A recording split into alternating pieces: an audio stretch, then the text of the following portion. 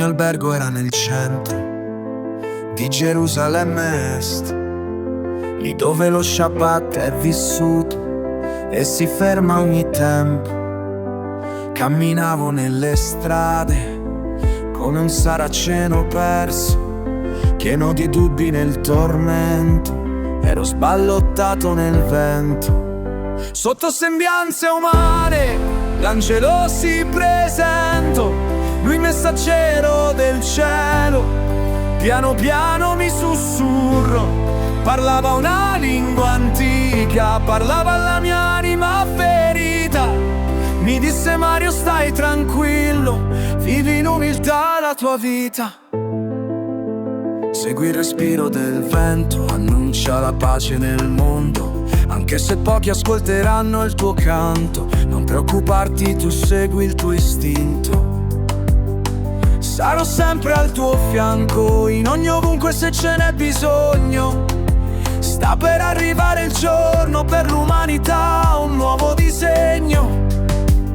Sotto sembianze umane l'angelo si presentò, lui messaggero del cielo, piano piano mi sussurrò. Parlava una lingua antica, parlava alla mia anima ferita. Mi disse: Mario, stai tranquillo, vivi in umiltà la tua vita. La terra sarà cerchiata, messa a fuoco, ma tu non perdere fiato. Sotto le lance dell'odio tu non mettere dito. Più triste sarà il loro volto, tu sereno semina il campo. Ognuno raccoglierà i propri frutti, il tuo sguardo saranno i miei occhi. Sotto sembianze umane l'angelo si presentò, lui messaggero del cielo, piano piano mi sussurrò. Parlava una lingua antica, parlava alla mia anima ferita.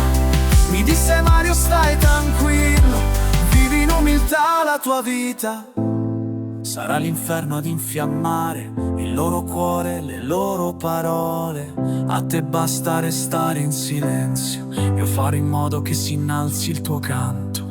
E nessuno potrà più offuscare ciò che al mondo dirà il tuo cuore. Le tue parole saranno la mia bocca, la mia luce, la mia traccia.